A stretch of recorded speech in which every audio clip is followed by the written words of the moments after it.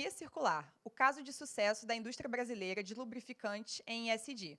Como moderadora, convidamos a senhora Valéria Lima, diretora de Downstream do IBP.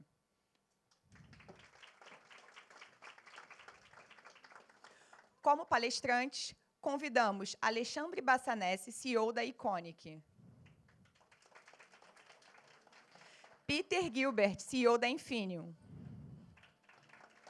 E Tiago Trescente, CEO da Luarte. Bom, passo a palavra à moderadora.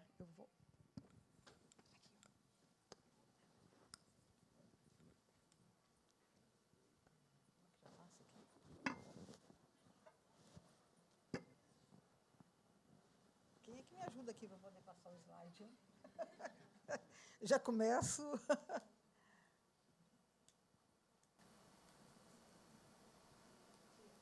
Bom, enquanto não resolve isso, eu vou já começar aqui, primeiro dando boas-vindas a vocês, nessa casa cheia, isso é muito bom. Pronto, passou. Não, peraí. Pronto.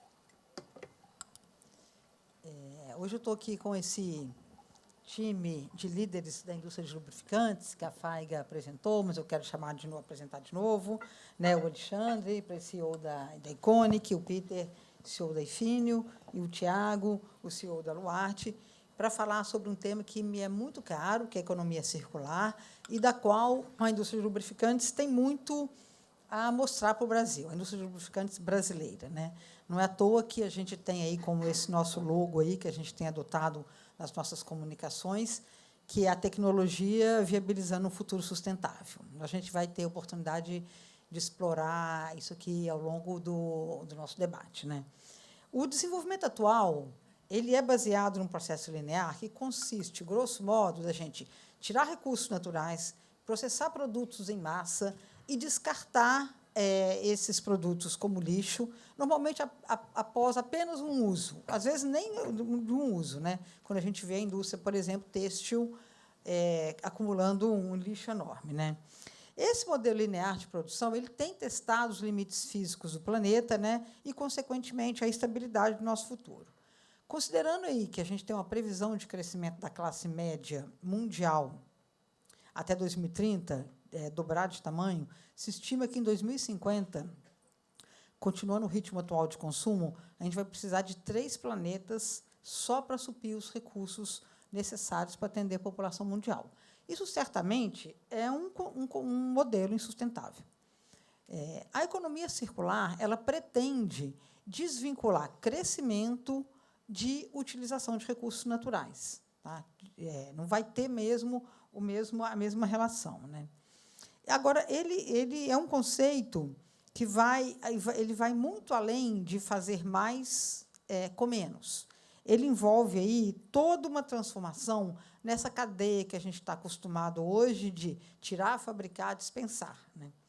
Ela nos obriga a pensar toda a forma como a gente gerencia os recursos, como a gente produz os nossos produtos e o que a gente faz com os nossos subprodutos produzidos, né? Então, ela vai, inclusive, muito além do termo reciclar. Muitas pessoas pensam que a economia circular é só reciclar. Na verdade, ela vai muito além disso. Ela se refere a todo um novo paradigma de organização industrial, que se inicia com o próprio design do produto, a forma de maximizar seu uso, reduzir a demanda por esses recursos, né, através, inclusive, da utilização dos chamados resíduos, que deixam a ser resíduos e passam a ser matéria-prima para a produção. Esse conceito ele se comunica diretamente com o Objetivo de Desenvolvimento Sustentável número 12 da ONU, que é consumo e produção sustentáveis. Mas ele também tem link, tem uma relação com outras ODS, né, e a gente vai poder explorar isso aqui ao longo do nosso debate. No Brasil, a gente tem a Política Nacional de Resíduos Sólidos, que foi emitida em 2010, a Lei 2.305, que tem entre seus princípios, eu vou até ler aqui para a gente não falhar com a verdade, né? O conceito de ecoeficiência, e menciona, inclusive, a redução do impacto ambiental e do consumo de recursos naturais a um nível, no mínimo, equivalente à capacidade de sustentação estimado do planeta. Então, isso já está na lei brasileira, né? E o objetivo principal da lei é a não geração, redução, reutilização, reciclagem e tratamento de resíduos sólidos, bem como a disposição final ambientalmente adequada dos resíduos. A indústria de lubrificantes ela já pratica a logística reversa, pratica o recolhimento e a destinação final dos óleos lubrificantes usados ou contaminados, que a gente chama na indústria de OLUC, desde 2005. Isso significa que a gente pratica isso 5 anos antes da Lei de Resíduos Sólidos, que foi quando a emissão da resolução da CONAMA 362. Apesar da publicação da lei, por a resolução ser totalmente compatível com os princípios da lei, ela continua em vigor.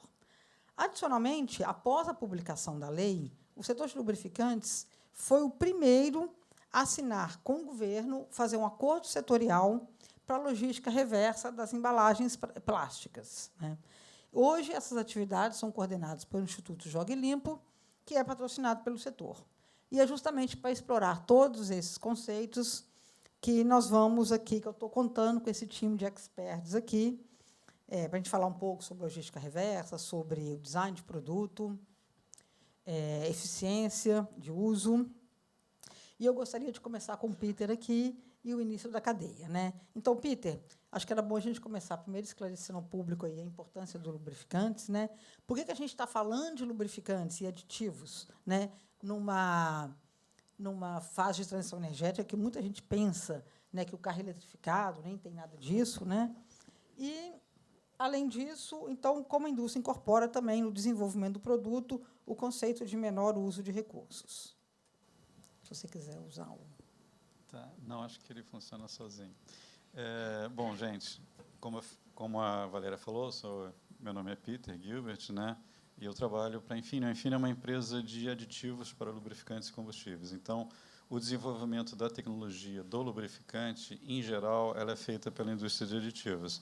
A indústria de aditivos toma as propriedades químicas de vários componentes químicos diferentes e faz com que eles atuem corretamente junto com a base lubrificante, que é fabricada normalmente por refino, mas também pode ser processos naturais, é usada para proteger o equipamento, seja um motor, seja uma transmissão, seja equipamento industrial, né?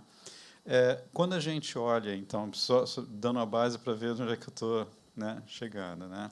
Quando a gente olha para o processo de eletrificação, que a mídia normalmente ela fala em eletrificação como uma coisa que vai ser quase que simultânea, instantânea, todo o transporte, todo o movimento vai ser eletrificado. Isso não é uma realidade nem em termos temporais, ou seja, não vão ser simultâneos. Obviamente, como eu mostro aqui no meu exemplo, veículos menores vão ser eletrificados muito mais facilmente, muito mais rápidos, e outros veículos maiores, mais complexos, vão ser eletrificados num tempo posterior, ou talvez nem sejam eletrificados no sentido de ser um motor elétrico movendo o veículo. Podem ser outras formas de motorização que podem implicar em combustíveis ou não, né? Então, a complexidade ela é muito grande. Ela não é uma coisa simples de que, né, não estalar de dedos, tudo vai mudar para motores eletrificados ou para sistemas eletrificados. Isso vai ser gradual. E essa mudança gradual, ela exige um investimento em tecnologia do lubrificante para acompanhar as diferentes mudanças. Então, nós temos investimentos hoje, né, na nossa indústria, olhando para a eletrificação, olhando para veículos por propulsão por hidrogênio, hidrogênio verde, hidrogênio com azul, digamos. Existem outras opções, como células de combustível, existem opções relacionadas a veículos elétricos de longos percursos. É tudo muito complexo, né?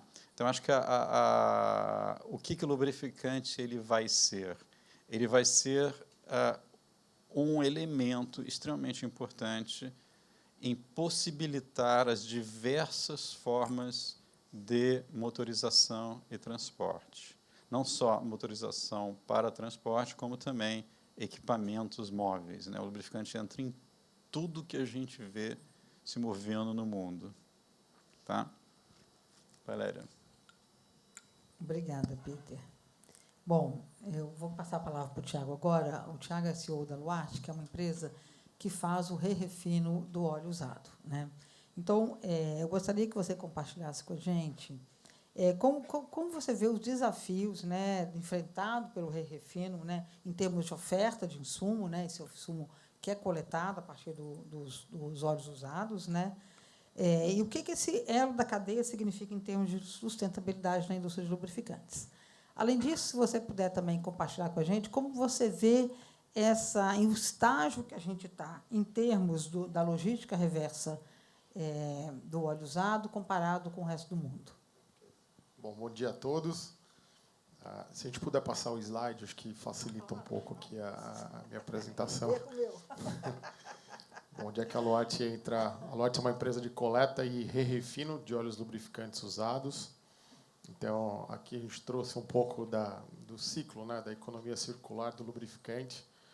Então, vou começar ali pelo 4, para ficar mais fácil, porque o Peter já falou da cadeia de formulação do lubrificante, né? Então, o lubrificante ele é formulado, basicamente, na média, 90% é óleo base mineral e 10% aditivos.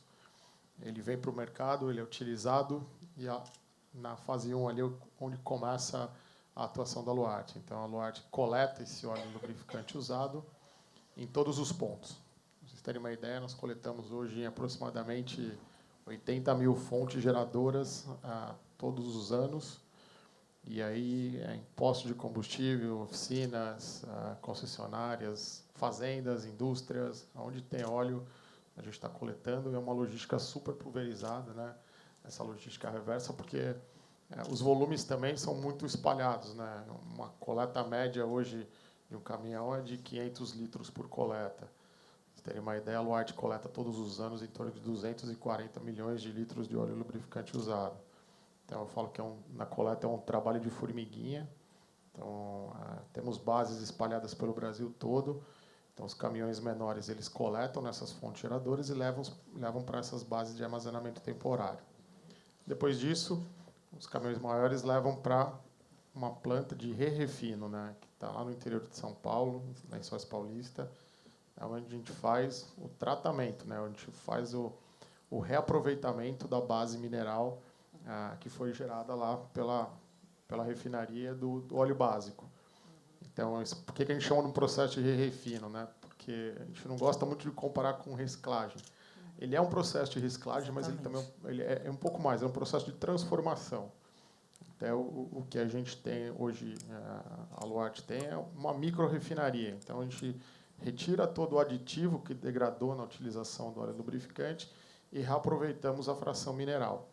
E depois esse produto hoje volta para o mercado, né, como óleo básico, e ele vai voltar lá para os produtores que vão formular de novo com os aditivos e vão colocar esse produto de volta no mercado. Então, a gente fala que hoje a cadeia do lubrificante, né, é a cadeia perfeita da economia circular, né, porque você consegue fechar o ciclo. Né, hoje, basicamente, ele pode ser um ciclo fechado. E aí perguntam, né, mas o que se faz com óleo usado? Né? E a legislação hoje é muito clara no Brasil. Fala que todo óleo lubrificante usado ele deve ir para o re-refino como a melhor alternativa tecnológica. Então, eu trouxe um quadro aqui embaixo, né, de um estudo que a gente fez de análise de ciclo de vida do óleo lubrificante.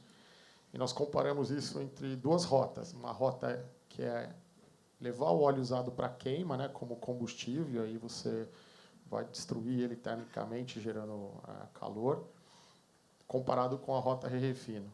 Então, o que a gente tem é que a rota re-refino é muito mais, emite muito menos, né, do que uma rota de queima. E o lado positivo, né, que o óleo básico, o óleo lubrificante, ele pode ser infinitas vezes refinado. Então, esse é um ciclo que ele não se perde. Então, por isso que ele também tem, aqui nós estamos falando 8 vezes menos emissões do que eu enviar esse resíduo para queima. Eu só queria fazer uma correção, Valéria, quando você falou no início do seu discurso, né, que desde 2005 a coleta do óleo usado ela vem sendo praticada. Na verdade, só a Aluarte já está há 48 anos no mercado. Então, há quase 50 anos que a gente vem fazendo essa coleta. Mas esse é um dado super importante, porque depois você me perguntou, né, como é que está a legislação em relação ou o desempenho brasileiro em relação a outros países. Em 2005 foi um marco para o setor de re-refino, né, de coleta e re-refino, porque foi quando se instituiu a CONAMA 362, e posso dizer que de 2005 até hoje, em 2023, mais do que dobrou a coleta de óleo lubrificante usado, porque isso deu uma visibilidade maior para o setor, para você poder investir em novas bases, em aumento de capacidade. E nos últimos anos também o que a gente tem visto é uma maior conscientização. Então, nós somos muito procurados por outros países, perguntando, poxa, eu queria entender, né, como é que faz para fazer uma indústria de re-refino? Você já tem uma coleta estruturada?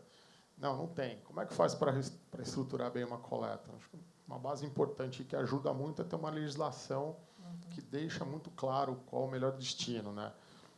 Hoje, o re-refino é, tecnologicamente, o destino mais adequado. Se surgir outra coisa no futuro, um outro processo, a gente é super aberto, né? Mas ainda hoje é o melhor destino. Então,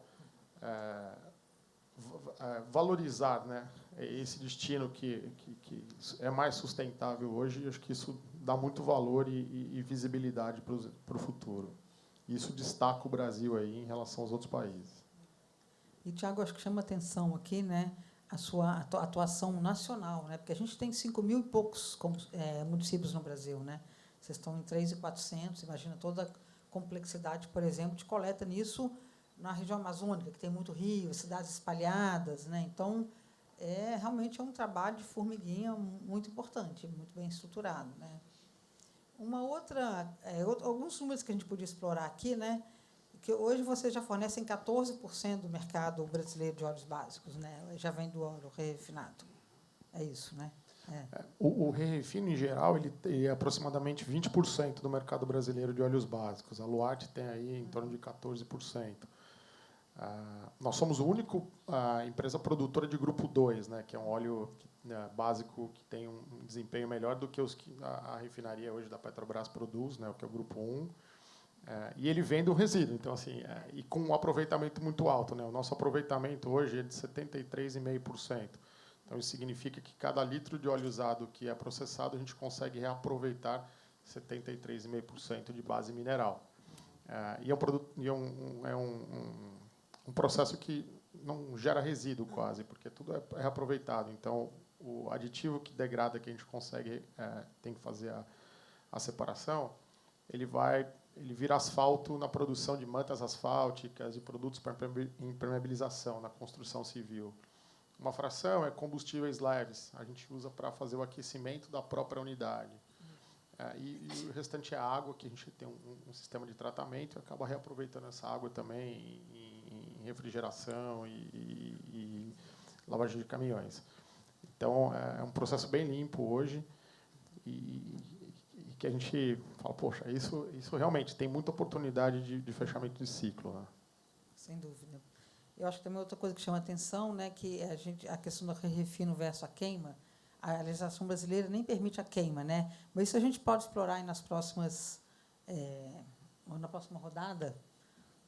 Acho que é importante ver isso também na questão como a regulação ajuda a indústria, né, se formatar. Bom, Bassanese, Alexandre. Continuando a explorar esses princípios aí, eu queria que você também compartilhasse com a gente aí essa história de sucesso do setor, né? E como que você vê os desafios futuros aí em termos de em todos os setores, né? Os desafios futuros, né? Na questão da continuidade da circularidade e também aí na questão da inovação tecnológica. Acho que a gente tem um slide aqui também, né? Bom dia a todos, prazer estar aqui. Obrigado ao IBP, parabéns pelo evento. Todos vocês conhecem a Econic, né? Mas a Econic é uma JV entre a Chevron e a Ipiranga, que foi formada em 2017, e a gente produz, comercializa e distribui todos os lubrificantes das marcas Texaco e Ipiranga. E hoje é a empresa que é líder nesse mercado no Brasil. Uma coisa que eu percebo do nosso setor é que é uma indústria que conhece a natureza dos riscos do nosso negócio. Em função da natureza dos riscos do nosso negócio, é uma indústria que se antecipa, se mobiliza e trabalha de maneira conjunta de como a gente pode se unir para mitigar os riscos associados ao nosso negócio e aos nossos produtos. É uma indústria que sem a indústria de lubrificantes, o mundo seria bem pior, cara, porque o princípio, a natureza do nosso negócio é basicamente reduzir o desgaste e reduzir atrito. Reduzindo atrito, você reduz o consumo energético e, reduzindo o desgaste, você reduz o consumo de recursos naturais do país. Então, o propósito do nosso negócio, da nossa indústria, vai de encontro à agenda de ESG, que é como é que a gente torna o mundo mais sustentável. Mas a nossa indústria também tem a responsabilidade de qual é o nosso papel. E, ao longo dos anos, aí, das décadas, como eu falei, é um setor que se mobiliza e ataca de frente os problemas. Então, por exemplo, o setor, há alguns anos, já criou o Instituto Jogue Limpo, que é uma associação sem fins lucrativos, financiada pelas empresas de lubrificante do setor, que é responsável pela coleta das embalagens plásticas aonde o óleo lubrificante é comercializado. Então, só para vocês terem assim, uma dimensão do que a gente está falando, o Instituto Jogue Limpo, ano passado, coletou mais de 5.000 toneladas de embalagens plásticas no Brasil. Se a gente for traduzir isso, considerando que uma embalagem plástica de 1 litro pesa entre 50 e 60 gramas, a gente está falando que o Instituto Jogue Limpo foi responsável por coletar mais de 100 milhões de embalagens em todo o Brasil. E, além, você fala, mas só a coleta? Mas a coleta tem um papel social super importante, porque você tem os coletadores que são responsáveis por visitar os mais de 100 mil pontos, que comercializam e utilizam as embalagens de lubrificantes pelo Brasil e trazer isso para os coletadores, para os recicladores, para que isso retroalimente a indústria de embalagens. Um outro ponto, que é a Política Nacional de Resíduos, que é como é que a gente, no nosso negócio, também reduz a quantidade de resíduos gerados. E aí, falando do plástico, ao longo dos anos, cara, a indústria também vem desenvolvendo embalagens, onde, se você comparar o peso que as embalagens tinham alguns anos atrás e o peso que a embalagem tem hoje, elas são muito mais leves, ou seja, consomem muito menos recursos e a quantidade de resíduo gerado também é menor. Mas eu não sei, eu tirei a minha carteira de motorista em 1995, ou seja, daqui a 2 anos eu estou completando 30 anos como motorista. Eu lembro quando eu comecei a dirigir, toda vez que eu trocava o óleo do cara, o cara colocava o adesivinho lá no para-brisa do meu veículo, e eu lembro claramente que eu tinha que fazer uma troca de óleo a cada 3.000 quilômetros. Acho que os mais velhos aqui, os nascidos antes dos anos 80 aqui, devem se lembrar disso. E hoje, a mesma troca de óleo, com o desenvolvimento da tecnologia, a qualidade das matérias-primas que vêm sendo desenvolvidas, permite que uma troca de óleo de um veículo de passeio, como todos nós circulamos todos os dias, seja feita a cada 15.000 quilômetros. Ou seja, você estendeu o intervalo de troca ao longo do tempo em 5 vezes. Então, se a tecnologia não tivesse evoluído, se a indústria de lubrificantes não tivesse, a quantidade de embalagens que a gente estaria gerando hoje seria 5 vezes maior. A quantidade de óleo usado que a gente estaria gerando seria 5 vezes maior. O Thiago ia ter que construir mais 5 refinarias para poder processar todo esse óleo. Então, assim, é uma indústria que tem se antecipado a esses movimentos. Quando a gente vai, por exemplo, para a parte do pesado, a gente tem testes rodando com os nossos clientes, onde intervalos de troca para transporte de passageiros, esse intervalo de troca saiu de 30.000 quilômetros, que era no passado, para mais de 100.000 quilômetros hoje. Então, assim, isso demonstra o compromisso que a nossa indústria, o nosso setor tem com o tema do ESG. Em relação às metas também, todos os anos a gente estabelece, junto com a ANP, metas mais ousadas de coleta de óleo usado. Então, em 2023, a indústria, né, o setor como um todo, vai ter que coletar 47,5% de todo o óleo usado produzido, né? Então, com base na comercialização do que a gente teve de óleos lubrificantes, a gente tem que coletar, do óleo coletável, 47,5%. E todo ano, ao longo dos anos, esse percentual vem aumentando, e a indústria tem que repensar toda a sua cadeia, toda a sua economia circular, de como atingir essas metas anualmente. E aqui, acho que já foi falado, né, o Brasil hoje, quando a gente olha, países super desenvolvidos, economias super desenvolvidas, né, América do Norte, Europa, ainda não tem legislações claras que realmente obrigam a indústria a investir numa economia circular, como o Brasil. Então, grande parte do óleo usado hoje no mundo, a principal destinação, se não for através da cadeia de refino, que hoje está bem estabelecida no Brasil, ele tem que ser queimado, né? Porque se ele não for ser queimado, ele vai ter que ser destinado para o solo ou para a água, e aí ele se torna um poluente, né, que realmente aí agride o meio ambiente. Então, assim, realmente, acho que a gente tem que ter... A gente sempre fala mal das coisas do Brasil, cara, mas tem uma coisa que a gente pode ter orgulho no Brasil, cara, é como essa indústria de lubrificantes veio se estruturando e se organizando ao longo dos anos para que, de fato, a gente tenha essa economia circular funcionando plenamente.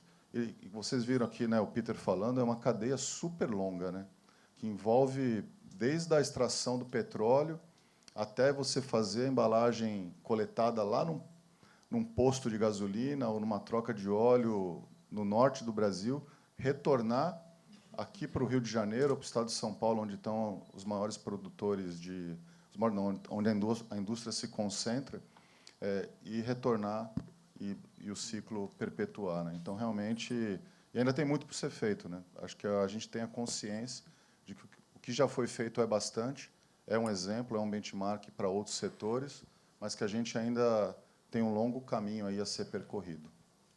Você falou de desafios. Acho que eu até estourei meu tempo, Valéria, mas eu vou... Pode ir, pode ir. Acho que a gente agora, falando de desafios, né? Eu estava até conversando com o Peter ontem sobre isso, né? Sim, temos oportunidades, cara? Temos. Por exemplo, a questão dos biolubrificantes, né? Como é que a gente, ao invés de utilizar óleos básicos, como o Thiago falou, de fonte fóssil, a gente passa a utilizar óleos básicos de fontes renováveis.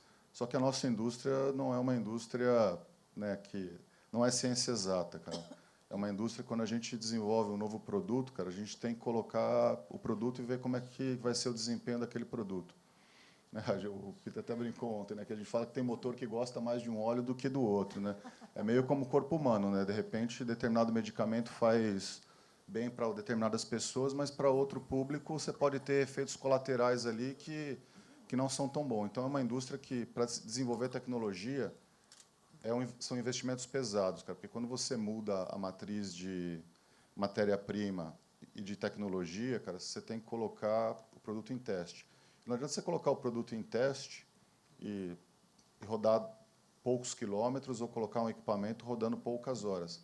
Você tem que fazer um equipamento funcionar, um carro, por exemplo, circular 100 mil quilômetros, né?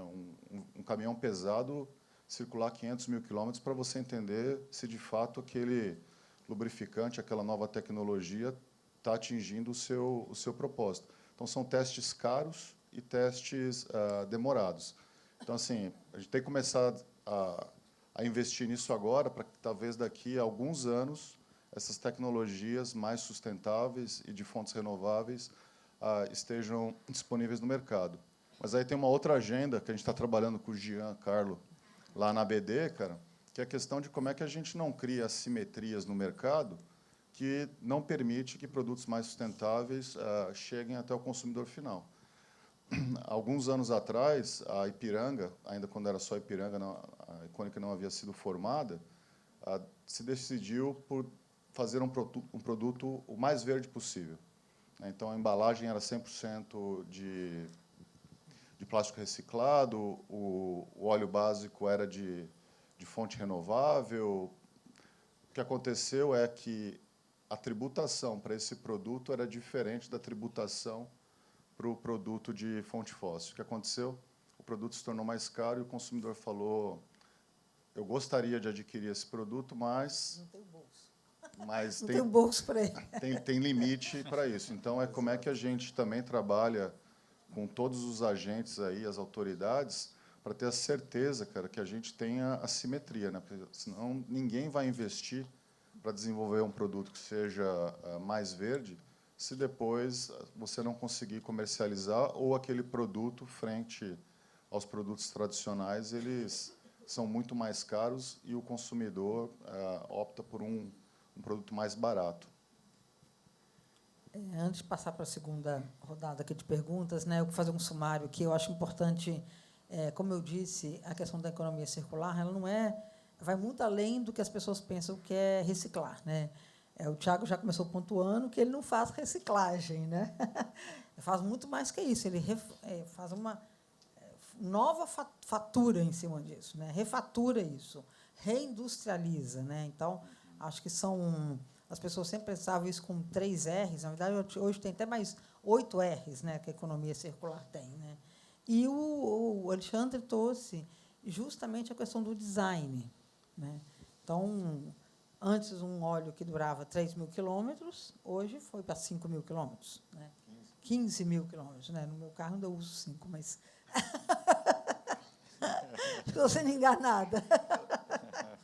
Vamos falar sobre isso depois, Valéria.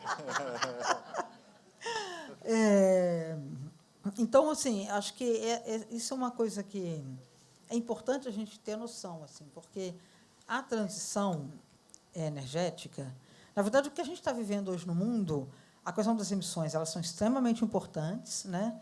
Mas, junto com a emissão, tem toda uma forma de produzir, né? Então, toda vez que você reduz, né, a necessidade de colocar um novo produto no mercado, você está contribuindo para isso, né? Então, acho que é importante mostrar, e acho que também a questão da tecnologia, que a gente pode explorar mais daqui a pouco, né, Alexandre? Que é um investimento constante, né? Você tem hoje um status quo, mas você está sempre com o olho no futuro, né?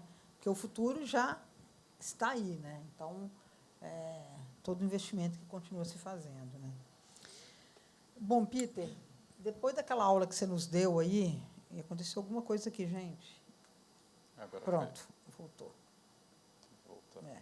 Depois da aula que você nos deu aí sobre a importância, né, dos aditivos, dos lubrificantes, queria que você falasse um pouco mais justamente dos atributos de sustentabilidade que a indústria tem e como que a gente enfrenta isso hoje e como que a gente está se colocando no futuro justamente para essa economia aí de carbono neutro ou de baixo carbono, né? Sim, obrigado, Valéria. Como o Alexandre falou muito bem também, né, a contribuição do lubrificante não é simplesmente a circularidade ou no sentido de redução da pegada de carbono da indústria lubrificante em si.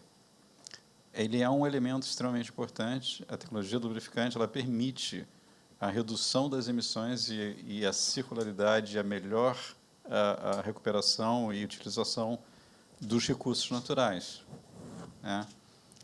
E como é que se faz isso? Se faz isso através de desenvolvimentos que começam no fabricante do equipamento, fazendo um trabalho conjunto com o fabricante do lubrificante para permitir que esses equipamentos funcionem de forma muito mais eficiente. Então, a gente está falando aqui, por exemplo, economia de combustível, redução do consumo de combustível. Antigamente, a gente falava de veículos leves operando mais ou menos, consumindo 5 km, fazendo 5 km por litro, 8 km por litro. A gente está falando de 15, 20, 30 e estendendo cada vez mais isso. Outra coisa é a utilização de combustíveis renováveis. Mas, falando em economia de combustível, o que a gente precisa? A gente precisa de um lubrificante que cause menos atrito, que tenha menos perda energética. Isso requer um lubrificante muito fino, de baixa viscosidade, mesmo assim protegendo o motor e o próprio lubrificante de degradação, porque a gente está falando ao mesmo tempo de um lubrificante mais fino, que causa menos perdas, mas eu estou também estendendo o intervalo de troca, aumentando a durabilidade desses lubrificantes. Isso requer uma mudança na técnica e na estratégia de formulação do lubrificante. Além da questão da economia de combustível, em termos de emissões, que a gente fala muito da economia de emissões de CO2, mas você tem outras emissões que são poluentes, que causam problemas tanto de saúde para a população quanto de saúde para animais, né, e a natureza de uma forma geral. Os veículos eles são equipados com sistemas de tratamento dos gases de escape. E o lubrificante tem uma contribuição muito importante para aumentar a vida desses equipamentos, seja através de ajuda, ou seja através de trazer uma melhor performance desses equipamentos, ou por proteção dos catalisadores usados nesses equipamentos, ou seja, o lubrificante de combustível não pode contaminar esses catalisadores, né? E aí a gente também tem, a gente já falou aqui da combustíveis verdes, lubrificantes verdes. Para que isso funcione, você precisa também adequar as características do teu lubrificante para trabalhar com esses combustíveis e bases lubrificantes, né? Os combustíveis verdes são de composição diferente do combustível de petróleo, né? Então, os derivados da sua combustão são diferentes. Eles afetam diferentemente os materiais dos equipamentos, né? As superfícies, os tipos de materiais usados, tá? E a mesma coisa para o óleo básico. O óleo básico, quando ele é um óleo básico de fonte natural ou um básico refinado, ele possui algumas características que são diferentes do óleo básico produzido pelo processo direto de refino do petróleo. Seja ele grupo 1, como foi mencionado aqui, ou também o grupo 2, o grupo 3, tem várias qualidades diferentes do óleo básico. Então, tudo isso precisa ser testado, como o Alexandre falou. E uma testagem leva 1 ano. O Alexandre estava falando de um caminhão dura 500 mil quilômetros. Nós temos testes de veículo que chegam a mais de 1 milhão de milhas. Eu testo o mesmo veículo por 1 milhão de milhas com lubrificante. A vida é muito longa. A vida do equipamento é muito longa e precisa ser cada vez maior, porque a gente está falando também da utilização de matérias-primas para a produção desses veículos, né? São metais, plásticos, tem uma série de componentes que, quanto maior a durabilidade do veículo, também melhor para o meio ambiente, para a economia circular, para, né, reciclagem. Outra coisa que o Alexandre falou que é também bastante importante é a durabilidade do lubrificante em si. É a redução do número de trocas na vida de um veículo ou na vida de um equipamento, né? Então, o lubrificante precisa ser desenhado hoje para durar muito mais. A gente está falando de, como o Alexandre, e veículos comerciais é bastante interessante, a gente sai de 25, 30, 40 mil quilômetros de troca num caminhão pesado e chega a 100, 180 mil quilômetros, né? Isso também ajuda muito ao processo de sustentabilidade da indústria de mobilidade e de equipamentos, né? E aí tem a introdução de novas tecnologias, de novas fontes de energia, né? Os veículos eletrificados, eles têm sistemas de transmissão, sistemas de mobilidade diferentes, que requerem características de lubrificação diferentes. E os lubrificantes, então, precisam ser desenhados para essas aplicações. E a gente está falando de motores elétricos, a gente está falando de células de combustível, a gente está falando de motores à base de amônia, a gente está falando de motores à base de hidrogênio, e cada um tem suas características diferentes, que requerem uma atuação diferente do lubrificante. Então, o impacto e a importância do lubrificante na transição energética e na transição para um mundo mais sustentável, para a gente não ter que ter 5 planetas, como disse a Valéria, né, que eu acho que a gente não vai encontrar 5 planetas, por mais que a gente explore o espaço, o universo, a gente vai ter que viver com um planeta só e vai ter que tentar viver bem dentro desse planeta. A gente precisa realmente do lubrificante para nos ajudar nesse processo e para nos permitir o desenvolvimento de novas tecnologias de mobilidade, de produção e etc. E, Peter, você trouxe também lá alguns outros ODS, né, que isso comunica, além do 12, né, a questão da qualidade da saúde, né, também é justamente uma ligação direta com o ODS ligado a clima, né, e também a questão de você estar trabalhando em parceria para atingir todos essas metas de desenvolvimento sustentáveis, né. Gostei de ver isso também aí tão claramente apresentado. Eu queria voltar para o Tiago.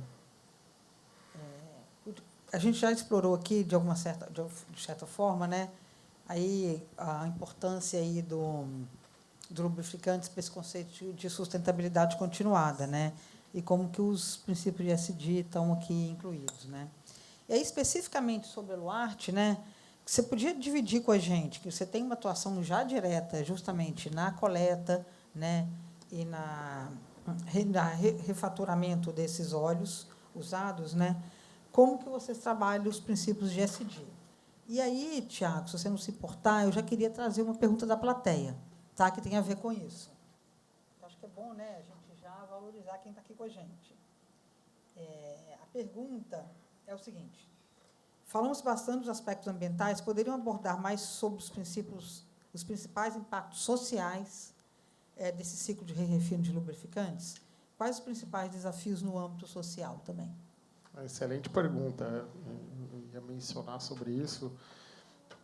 Primeiro, só falando, ainda continuando no tema aqui de ambiental, né? Acho que nos últimos anos a gente investiu muito em eficiência do processo. Então, a gente acha super importante 80% de redução no consumo de gás natural, que é o que a gente usa para aquecimento da planta, em adição aos resíduos de processo, 46% de redução de consumo de vapor, 38% de redução de água. Isso tudo, nós evitamos a emissão de mais de 1 milhão de toneladas de CO2 equivalente nesse período. Então, muito investimento ainda para ter um impacto menor das nossas atividades também de refino. Mas acho que a pergunta veio um momento super bom, porque eu ia falar justamente sobre isso, né? Eu acho que o ESG, muitas vezes, as pessoas só olham para a primeira letra, né? E sempre olham, o ambiental é sempre o ambiental, tal, e a gente esquece das outras 2 letras. E me dei conta disso há uns anos atrás, há 2 anos atrás, quando a gente estava olhando para o nosso número de motoristas. Nós temos mais de 400 caminhões rodando pelo Brasil, e a gente tinha menos de 5% de mulheres pilotando esses caminhões, fazendo essa coleta. E aí falamos, poxa, vamos olhar para dentro de casa, né? Então, como é que eu quero ser uma empresa ESG? E todo mundo que encontrava a gente falou assim, vocês são ESG na veia. Não, calma aí, por que nós somos ESG na veia? É uma empresa que tem uma atividade ambiental, por si só é ESG. Não, mas espera aí, nós temos muita coisa para fazer dentro de casa, nos outros aspectos. Então, e aí, quando a gente começou a se debruçar sobre isso, nós fizemos um diagnóstico ESG dentro da companhia, e o que a gente viu é que o social, o S, é o mais difícil, é o mais demorado, tem muito trabalho para ser feito. E aí a gente saiu com um plano estratégico que, poxa, tem aí inovar para a circularidade, que é continuar, né, criando soluções ambientais mais eficientes. A gente tem regenerar o ecossistema, que é continuar investindo em melhoria de eficiência energética e tudo mais. Transformar o modelo de mercado, né, assim, junto com os outros stakeholders do setor. Então, quando o Alexandre falou em biolubrificantes, né, isso aí talvez a gente ainda vai ter que conversar muito no futuro, porque será que esse biolubrificante, quando vier para o processo de refino, ele vai ser bem aceito dentro desse processo? ou ele pode ser um problema, e a gente tem que desenvolver uma nova tecnologia de refino para absorver esses produtos, esses biolubrificantes, né? E aí, quando a gente entrou no tema humanizar relações, ele virou o primeiro, né? Porque é aqui onde a gente está mexendo com as pessoas. E as empresas são formadas por pessoas. Então, poxa, precisamos criar um programa de diversidade, equidade e inclusão. A gente tem que olhar para as nossas atividades e saber como podemos ser mais atrativos, né? Então, eu quero ter uma liderança composta que seja diversa. A gente quer ter uma empresa mais diversa. A gente quer ter programas de desenvolvimento dentro da companhia, né? Que a gente possa atrair, não só atrair talentos, mas como a gente vai desenvolver esses talentos, né? A gente é do interior de São Paulo, uma cidade pequena, onde a gente quer contribuir muito com a comunidade e também onde a gente está espalhado pelo Brasil. Então, quando eu falo de ESG hoje, não dá para ficar limitado só no E, assim, porque o mundo está olhando muito para o E, mas às vezes aquilo que é mais trabalhoso, né, que tem no S, muitas vezes eu tenho sentido que está sendo deixado de lado. E isso tem uma importância muito grande para o desenvolvimento, né, não só das pessoas, mas do mundo, né, do país, principalmente, em relação ao social. E acho que assim, o que a gente tem procurado muito é se debruçar hoje sobre esse plano estratégico e realizar ações que sejam transformadoras. Obrigada, Tiago. Eu vou passar aqui para o Alexandre, antes de trazer outras perguntas da plateia. E aí, Alexandre, quais são as ações da Iconic, né, justamente relacionadas à segurança ambiental e na gestão de matérias-primas? Vocês fazem uso também desses de óleos refinados? Então, se vocês puderem explorar um pouco isso para a plateia aqui. Bom, deixa eu começar, antes de entrar aqui propriamente no slide, como tudo começou na Iconic, né? Tudo começou com a pergunta da Amanda aqui, ó, que está sentada na segunda fileira aqui num evento que ela perguntou, na ocasião não era nem eu, o CEO da Iconic, que ela perguntou como é que a Iconic estava vendo, endereçando esse tema do ESG. E, na verdade, naquele momento, a Iconic não estava fazendo muita coisa, a não ser as coisas que todas as empresas já atuavam, que era a segurança, saúde e meio ambiente, né? Avaliando esses três aspectos, né? Era bem limitado em relação ao tamanho do tema ESG, sustentabilidade, tomou ao longo do tempo. Então, o primeiro passo que a Iconic fez foi: vamos entender qual é a matriz de materialidade da Iconic. E aí a gente trouxe uma empresa para nos auxiliar, para a gente entender qual era essa matriz de materialidade e, dentro da matriz da Iconic como um todo, quais eram os temas que, de fato, a gente precisava endereçar, né? De todos os temas materiais que foram levantados, a Iconic decidiu que 7 temas, de fato, a gente precisava endereçar.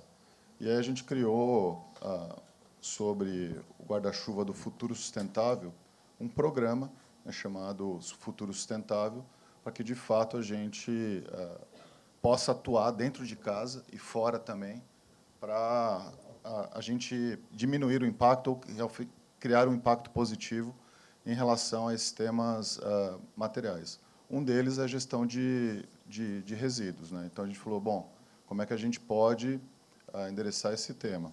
Então, a Iconic não usava embalagens com teor de plástico reciclado.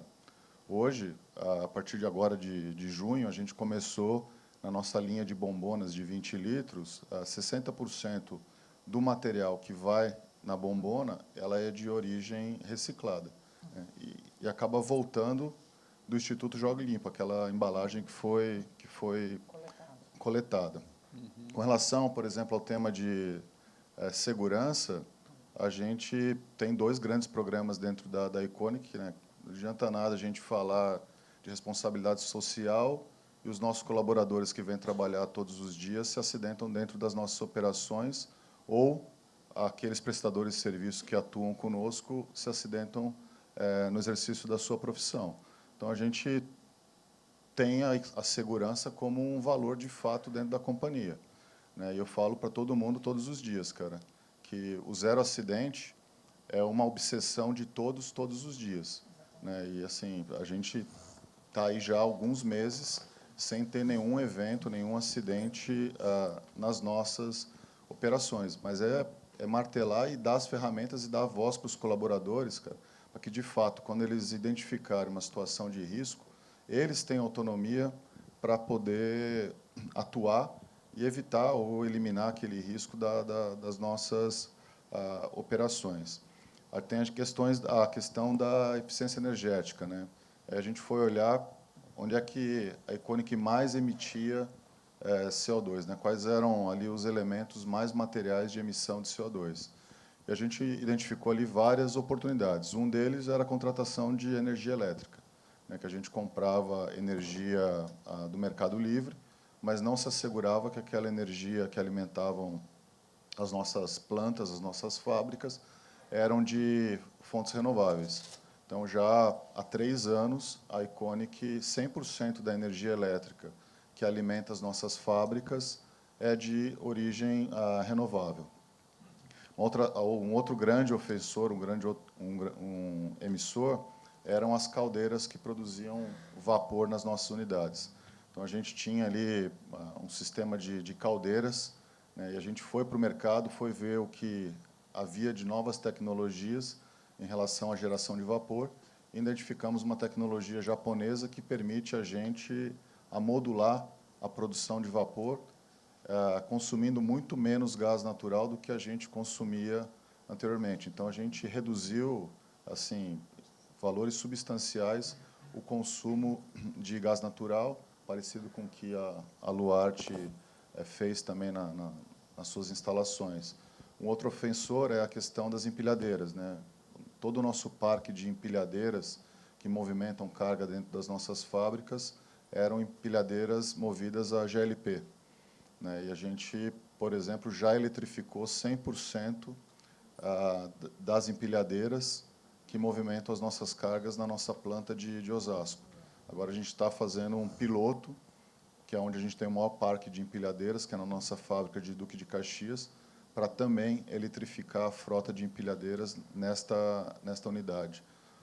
O nosso parceiro, que opera o nosso centro de distribuição nacional, também já eletrificou 100% da sua frota. E, como eu falei anteriormente, né, a energia que reabastece essas empilhadeiras vem de energia renovável, né? E todos os anos a Econic recebe os certificados do I-REC, que comprovam que a energia que a gente utilizou nas nossas fábricas são de origem renovável. A gente utiliza 10% hoje de todo lubrificante que é produzido pela Econic vem de re-refino. Então, a gente também tem atuado ali de como é que a gente utiliza mais dos produtos, das matérias-primas que são gerados através da economia circular da nossa indústria. E uma outra coisa que a gente tem feito, isso acho que é uma outra característica da Econic,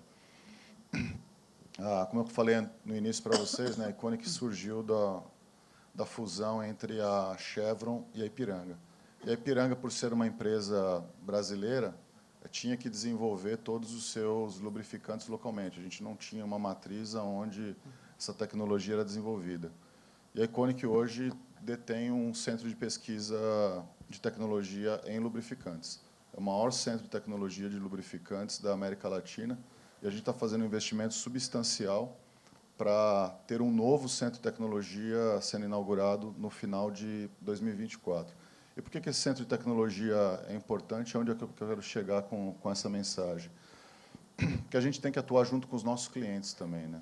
E esse centro de tecnologia, cara, a gente tendo os equipamentos aqui, especialistas aqui, a gente tem ido junto aos nossos clientes e falado para eles, cara, se o tema do ESG é importante, a gente tem como ajudá-los a reduzir a sua pegada de carbono. Porque hoje, se você comprar um equipamento, comprar um veículo, todo mundo segue o manual, né? Está escrito lá, parar o compressor a cada 10.000 horas, para troca de óleo, você vai lá e para o compressor a cada 10.000 horas.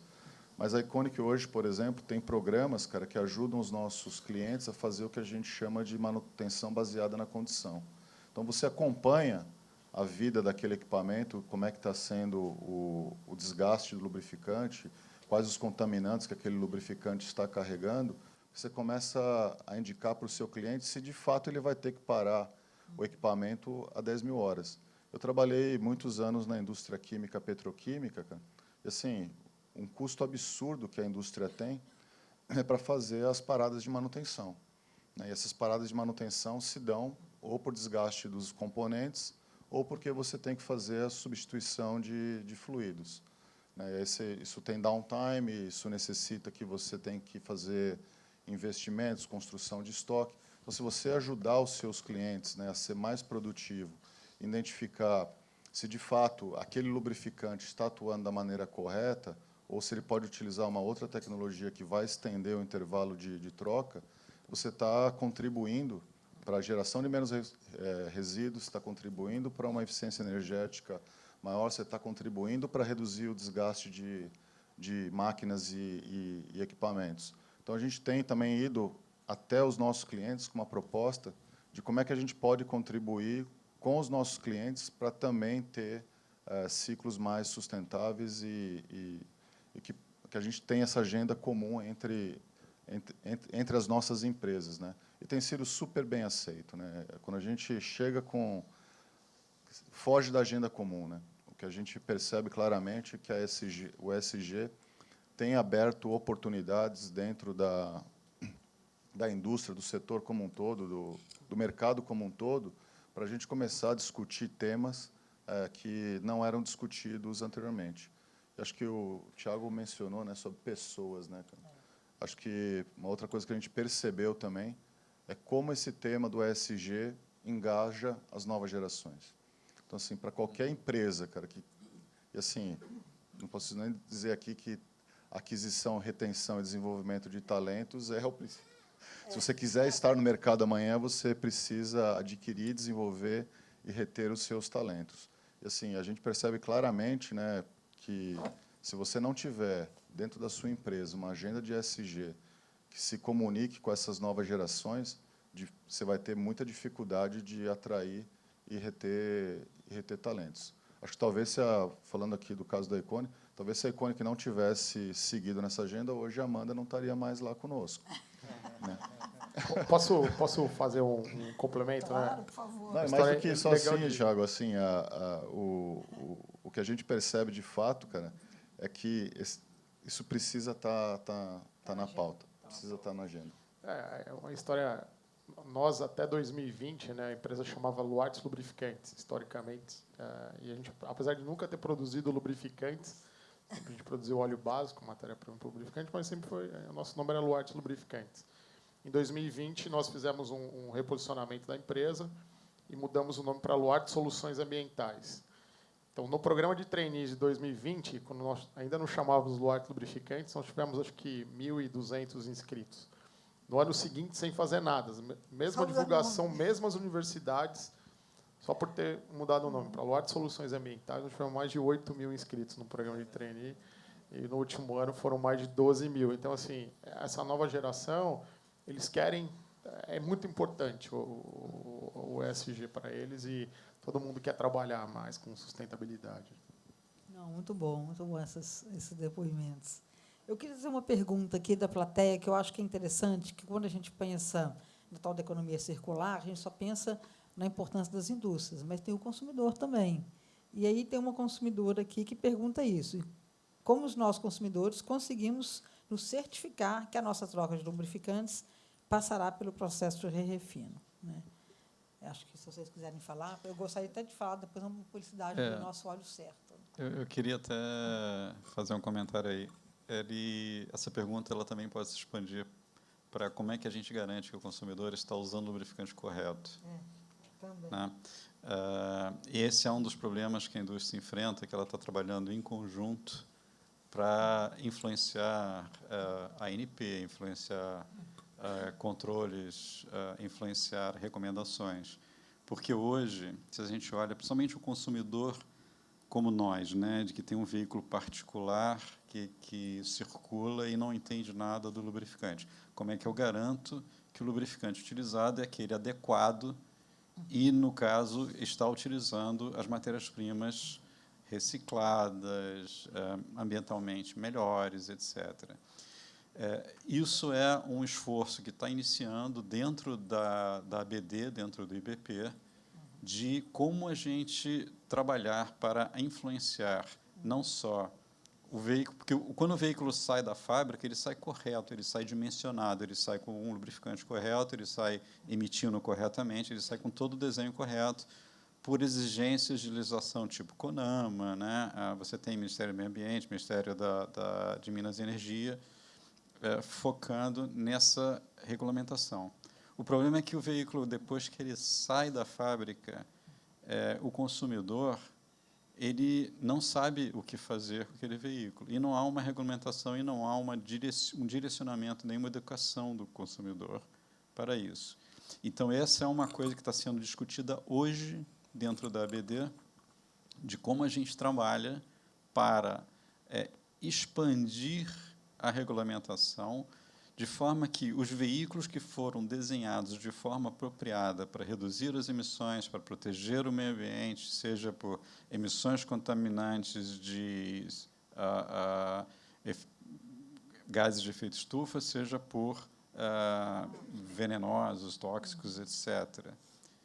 Os veículos foram dimensionados, só que a gente precisa uma melhor educação e regulamentação do óleo utilizado na troca para que esses veículos continuem sendo eficazes e eficientes. Esse é um ponto. Então, essa é uma coisa que está sendo estudada hoje, uma pergunta excelente, porque não existe uma resposta hoje para como se faz isso, mas existe um esforço conjunto da indústria de lubrificantes para melhorar o uso, a utilização, a seleção, a escolha do lubrificante. Esse é um ponto. Tá? Em relação à coleta, né, do óleo usado, toda a coleta que a gente realiza, que o setor realiza, tem um documento, que é o CCO, que é o Certificado de Coleta do LUC. Então, todo estabelecimento que gerou o óleo usado e destinou ele corretamente, ele tem que ter esse documento, né? Então, agora, ainda não tem nada visível para o consumidor, né? O consumidor teria que perguntar para o proprietário, falando, deixa eu ver seu documento aí.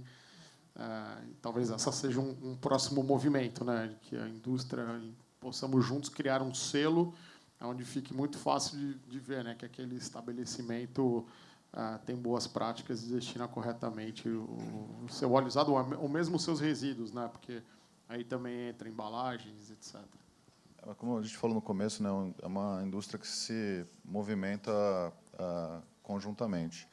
Então, assim, a ANP tem um programa de monitoramento de qualidade de lubrificantes, né? E essas informações são públicas e estão disponíveis. Acho que a Valéria vai falar do óleo certo, cara. É um lugar onde a gente quer que o consumidor tenha visibilidade. Bom, quem são as empresas que regularmente figuram entre as empresas aqui que a ANP, quando faz o controle de qualidade, identifica que aquele lubrificante tem alguma irregularidade. Mas, como o Peter comentou, acho que a gente tem 3 grandes áreas aqui de atuação, cara, que a gente precisa atacar na nossa indústria hoje, que tem sido uma dor, que é a questão do roubo, falsificação e sonegação, né? E a gente está se organizando agora com os diferentes associações, autoridades, de maneira que a gente possa combater assim com contundência essas 3 irregularidades ou ilegalidades que acontecem no nosso setor. Porque, no final das contas, né, quem está sendo lesado é o consumidor final, que está adquirindo um produto que não vai desempenhar, né, conforme está descrito ali no rótulo do produto, né, ou está causando algum desequilíbrio no mercado, né, porque não está cumprindo com as regras e está lesando também todos nós, porque está deixando de ser um contribuinte honesto dentro do Brasil. Então, acho que não é um problema só da indústria de lubrificantes, né? Uma das coisas que a gente tem feito é outras indústrias que também sofrem do mesmo problema, como é que eles estão se organizando, ou já se organizaram, de maneira a ter maior contundência para atacar esse problema que a gente vive hoje na sociedade brasileira. Bom, o IBP tem uma função também educacional, né, além de todo o trabalho que a gente faz de defesa de interesse. E, na questão do lubrificante, a gente tem o site chamado Óleo Certo, que hoje também você pode acessar ele diretamente também através do site do IBP, que é onde a gente tenta comunicar com a sociedade, né, justamente isso, a necessidade de você usar o óleo certo, como você descartar corretamente. Então, a gente incentiva que as pessoas consultem o site Óleo Certo para poder ter essas informações, porque, realmente, a sociedade consumidora ela é parte do problema, né? Não é só quem fabrica os produtos, né? A sociedade que consome, ela é parte justamente desse círculo aí de fechamento aí da gente usar os produtos corretos para aumentar a vida útil dos produtos e descartar corretamente, tá? Bom, tem 3 perguntas aqui, a gente tem 15 minutos. 2 delas tratam do mesmo assunto, então eu vou juntá-las, tá? Ela está falando um pouco da questão, obviamente, a logística reversa, ela significa um grande transporte, né, ainda mais um país continental como o Brasil, né, um grande transporte de volta das áreas consumidoras para a área, por exemplo, do re-refino, para a área da embalagem, né? Então, se a gente se envolve aí na questão da eficiência e do risco do transporte, tá? E também a fim de reduzir também a redução na cadeia como um todo. Aí seria tal do escopo 3, um pouco, né, da indústria. E aí não sei quem, talvez o Thiago. Não, é isso mesmo, sim. Acho que tem um volume grande. O Brasil, ainda por ser um país de extensões continentais, ainda tem uma matriz rodoviária muito grande, né? Então, a gente ainda usa muito modal rodoviário para fazer as coletas. Então, só a Luardes tem 400 caminhões espalhados fazendo essa coleta. Então, a gente sabe que tem as emissões envolvidas, mas, quando a gente faz depois a contabilização, né, o processo de refino emite muito menos, então isso acaba gerando uma neutralidade dessas emissões que são do próprio transporte. Claro que nos últimos anos a gente vem investindo muito em veículos, em renovação de frota, veículos mais novos, como eles falaram aqui, usando o lubrificante correto, porque os caminhões hoje, boa parte da frota já são Euro 5, e agora estão entrando na geração de Euro 6. Então, o que a gente procura é ter sempre uma frota nova para também estar contribuindo para a redução de emissões, porque sem ela a gente não consegue fazer a coleta desse resíduo. No caso da Iconic, a gente decidiu por um projeto importante o ano passado e estamos implementando esse ano, que foi a criação de uma torre de controle logística, né? Que é exatamente que hoje os caminhões têm muita tecnologia embarcada, mas não se faz utilização de toda a tecnologia que está disponível, né? Então, como é que a gente coletava todas essas informações para ter uma malha de distribuição mais eficiente e uma logística mais otimizada? Então, a gente foi, de novo, a mercado, né? Visitamos aí vários dos hubs de inovação que existem pelo Brasil, para identificar que soluções, se já haviam, né, soluções desenvolvidas que permitisse a gente coletar esses dados que hoje estão disponíveis nos nossos transportadores e trazer isso para um data lake e a gente ali estabelecer controles e relatórios para tomada de decisões de maneira que a gente pudesse otimizar a nossa malha logística. Então, a gente agora, esse ano, a gente começou com um piloto, né? A nossa ideia é que no final de 2023 esse projeto vai estar 100% operacional. E eu não tenho dúvida, né, que na hora que a gente estiver 100% rodando ali, a gente vai identificar inúmeras oportunidades de reduzir número de frete, de como otimizar frete de retorno, de como criar densidade em determinadas áreas para atender vários clientes de uma maneira mais eficiente. Então, na hora que a gente tiver visibilidade, né, dos dados, a gente vai começar a tomar decisões, melhores decisões, e isso, sem dúvida nenhuma, vai refletir para a gente reduzir também as nossas emissões de escopo 3. Só um complemento aqui do meu lado, desculpa, Peter. A gente também tem no transporte, né, que a gente fala que aí sim a logística reversa, porque nós entregamos o óleo básico e usamos o mesmo equipamento para voltar com óleo usado. Então, a frota roda quase 80%, 90% do tempo ela volta cheia. Então, você precisa de menos veículos, porque você não tem retorno vazio, né? Está sempre indo com óleo e voltando com outro. E, em cima disso tudo, tem o próprio consumo do lubrificante em si. Na medida que o intervalo de troca vai aumentando, você reduz o consumo de lubrificante, você tem eficiências de 30%, 40% até 200%, né? Você tem 3 vezes mais, muitas vezes, o intervalo de troca do que o intervalo normal. E isso acontece, como o Thiago falou, a renovação da frota para Euro 5, para Euro 6, vai trazendo mais benefícios nesse sentido. Os intervalos de troca são maiores, o consumo do lubrificante é bem menor. A outra coisa é a contribuição que o lubrificante tem para a economia de combustível em si, né? Eles não só o próprio lubrificante reduz atrito, reduz o consumo de combustível, mas o desenho do veículo com o lubrificante adequado reduz bastante também o consumo do veículo. E há reduções de consumo de 2, 3, 4, dependendo da comparação, 5% de combustível. Falando de todos esses veículos, né? O Brasil, com uma malha rodoviária extremamente extensa, né? Um país continental com uma malha rodoviária extensa, 2, 3% são milhões e milhões de litros que a gente está economizando. Então, tudo isso contribui, não é uma coisa só, são várias coisas em conjunto. A eficiência logística, a eficiência dos veículos, e também, obviamente, a consciência da população. O desafio grande que a gente tem no Brasil ainda é a infraestrutura, né? A Valéria tem na pauta dela aí várias discussões de como é que a gente melhora a infraestrutura do Brasil para a gente ser mais eficiente do ponto de vista de transporte de mercadorias e produtos essenciais. A própria Iconic, agora a gente decidiu fazer um investimento grande, cara, no nosso terminal de São Cristóvão, que vai nos permitir, por exemplo, receber navios muito maiores do que os que a gente recebia até então.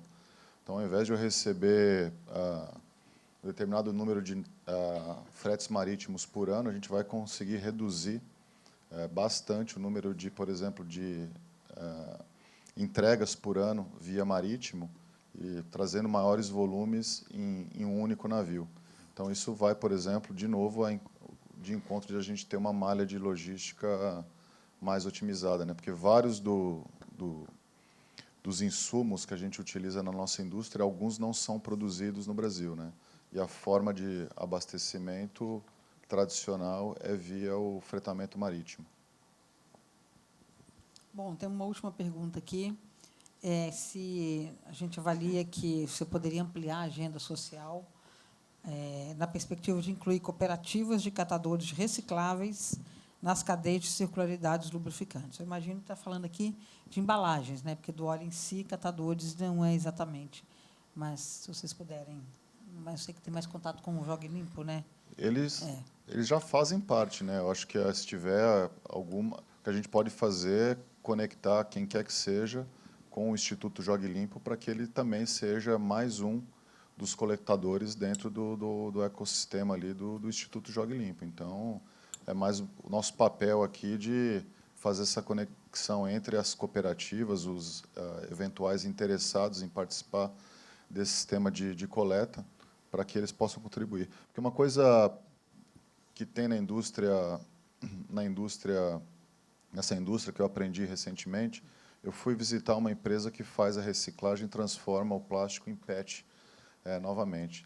Diferente, por exemplo, de um produto, um refrigerante ou uma embalagem de alimentos, você não consegue fazer a reciclagem do plástico sem essa embalagem passar por um processo de limpeza diferenciado, né? Porque ali dentro você tem acaba tendo resíduo do óleo lubrificante.